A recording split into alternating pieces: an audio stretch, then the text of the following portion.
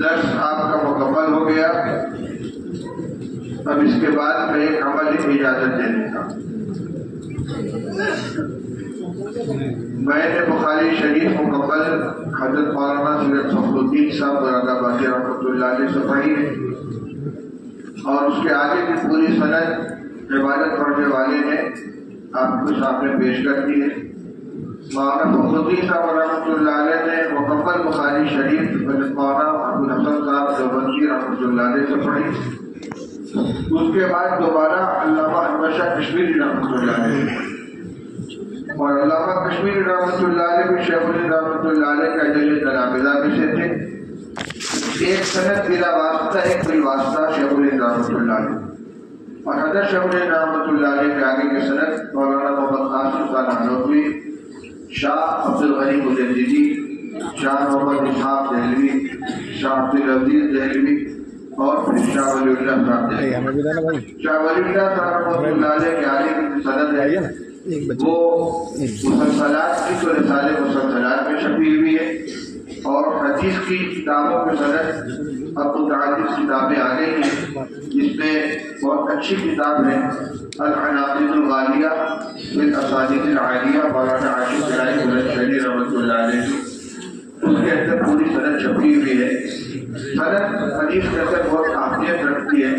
لولا الاسناد لقال من شاء ما شاء، یہاں سے لے کر رسول اللہ صلی اللہ علیہ وسلم کا اسناد متصل ہونا ضروری ہے. انقطاع ہو جانے کے بعد وہ روایت قابل اعتبار نہیں رہتی ہے.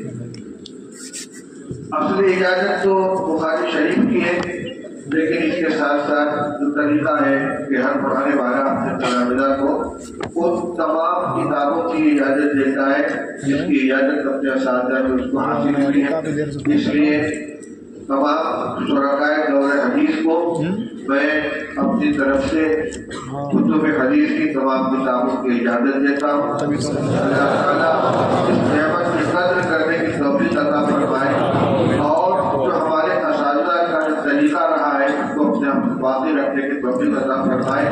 ہدایات کے سلسلے میں دو باتیں بہت عام رہ گئی تھیں. اس وقت فتنہ شکیلیت بہت زیادہ سر اٹھائے ہوئے، اور اس فتنے کا شکار وہ لوگ ہو رہے ہیں کہ جو اسلامی تعلیمات سے واقف نہیں ہیں.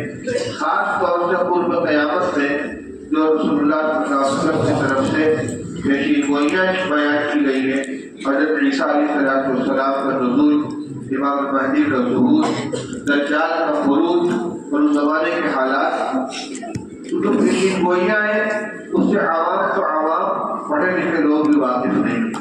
اس لیے صحیح عقیدے اور صحیح تعلیمات کے لوگوں کو آگاہ کرنے کے لیے دو چیزوں کی ضرورت ہے. میں تمام طلبہ سے یہ درخواست کرتا ہوں، خاص طور سے فضلاء سے، کہ کہیں بھی رہیں، کوئی بھی مشغلہ اختیار کریں، لیکن دو کام بہت اہمیت کے ساتھ کرنا ہے. ایک تو اپنے علاقے میں مکاتب کا نظام قائم کریں. کوئی مسجد بغیر مکتب کے نہیں رہنی چاہیے. ہر مسجد کے اندر مکتب ہونا چاہیے.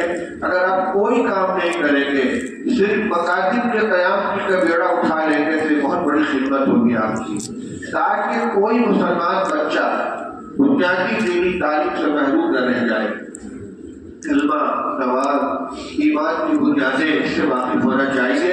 اور یہ تعلیم ظاہر بات ہے کہ اسکول اور کالج کے اندر نہیں ملے گی، مکتبی کے اندر ملے گی.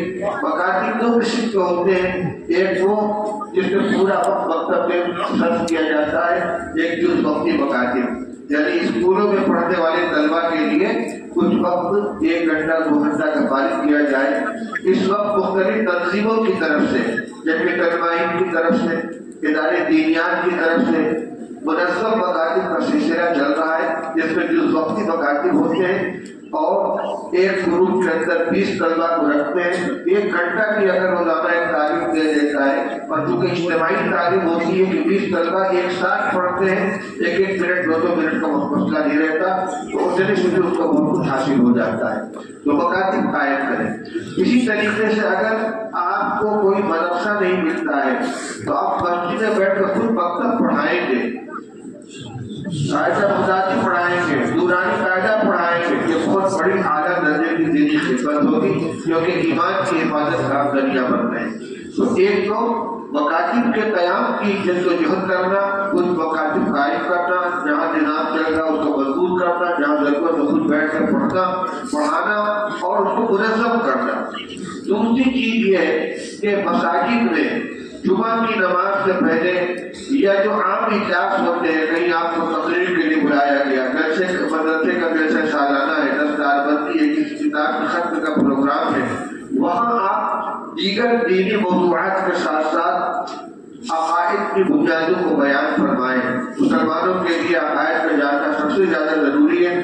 ختم نبوت کی حقیقت کو سمجھائیں، رسول اللہ صلی اللہ علیہ وسلم کا خاتم النبیین ہونے کا کیا معنی ہے، شکیلیت ہو، قادیانیت ہو، ان سب سے اس کے فتنوں سے لوگوں کو بچانا ہے۔ اسی طریقے سے آج کل سوشل میڈیا کا دور چل رہا ہے، تو بہت سے غلط قسم کے نظریات میڈیا کے ذریعے پھیلائے جا رہے ہیں۔ انجینئر مرزا پاکستان کا، غامدی صاحب، اسی طریقے سے یہ جو فیاض بھیا ٹرین ملتا ہے وہاں ساؤتھ کے اندر، صدیق دیندار کا فتنہ ہے، گوہر شاہی فتنہ، یہ فتنوں کی باڑھ لگی ہوئی ہے۔ ایمان کو لوٹنے کے لیے کتنے لٹیرے الگ الگ بھیس کے اندر چل رہے ہیں۔ تو اگر صحیح تعلیمات آپ لوگوں کے سامنے بیان کریں گے، لوگ بنیادی عقائد سے واقف ہوں گے، ختم نبوت کی حقیقت سے واقف ہوں گے، تو ان کو دوسروں کو جادو نہیں چلے گا۔ لیکن اگر ان کے پاس صحیح معلومات نہیں ہے تو ان کو بھٹکا دینا اور گمراہ کر دینا بہت آسان ہوگا۔ اس سے اس لیے ہماری بنیادی ذمہ داری ہے کہ لوگ کے ایمان اور عقیدے کے تحفظ کے لیے صحیح معلومات ان کے درمیان پہنچائیں۔ اگر اس میں کوتاہی کریں گے، ہماری غفلت کی وجہ سے کوئی شخص ایمان سے محروم ہوتا ہے تو اس کے بعد خود سے اپنے آپ کو بچا نہیں پائیں گے۔ یہ کام بہت ضروری ہے۔ البتہ اگر آپ کو مدارس کے اندر اونچی تعلیم دینے کے لیے پڑھانے کی جگہ مل جاتی ہے، میں اس سے منع نہیں کرتا، آپ اس خدمت کو ضرور کیجیے اپنے علمی ترقی کے لیے، لیکن ملت کے ایمان کی حفاظت کے لیے جس بنیادی کام مدارس کا قیام اور صحیح عقائد کی نشر و تبلیغ، اس کام سے اپنے آپ کو فارغ نہ سمجھیں، اس کے اندر برابر محنت کرتے رہیں۔ اور سب سے بڑی ضرورت ہے آپس میں اتحادی اتفاق کی۔ ٹانگ کھینچنے والا مزاج نہیں ہونا چاہیے کہ فلاں یہ کام کیوں کر رہا ہے۔ اگر اللہ کے لیے ہم کام کر رہے ہیں تو جو ہم کر رہے ہیں اگر کوئی دوسرا کرتا ہے تو ہمیں خوشی ہونی چاہیے۔ ماں کی خدمت ایک بھائی کر رہا ہے تو دوسرا بھائی سے جلتا ہے کہ یہ جو خدمت کر رہا ہے، اگر جلتا ہے تو ماں کی خدمت تو مخلص نہیں، بلکہ اس کو خوش ہونا ہے۔ اسی طریقے سے دین کا کوئی کام اگر کوئی کر رہا ہے اور اس کو دیکھ کر ہمیں خوشی ہوتی ہے تب تو یہ اخلاص، یہ ہمارے اساتذہ کا کہنا ہے۔ اخلاص اور ریاکاری کا بہت اچھا معیار یہ ہے کہ جو کام ہم کرنا چاہتے ہیں دین کا، اگر وہ کوئی دوسرا کر رہا ہے اور اس کو دیکھ کر ہمیں خوشی ہوتی ہے تو یہ اخلاص ہے، اور اگر دیکھ کر یہ جذبہ پر یہ کیوں کر رہا ہے ہم کریں گے تو یہ اخلاص نہیں ہے، ریاکاری ہے۔ جو کام ہم کریں اللہ کے لیے، اللہ کی رضا کے لیے کریں، اللہ تعالیٰ انشاءاللہ ہمیں ہماری دین دنیا کی ساری کفالت فرمائیں گے اور ہماری جو ذمہ داری اس سے انشاءاللہ سے دوش ہو جائیں گے۔ بس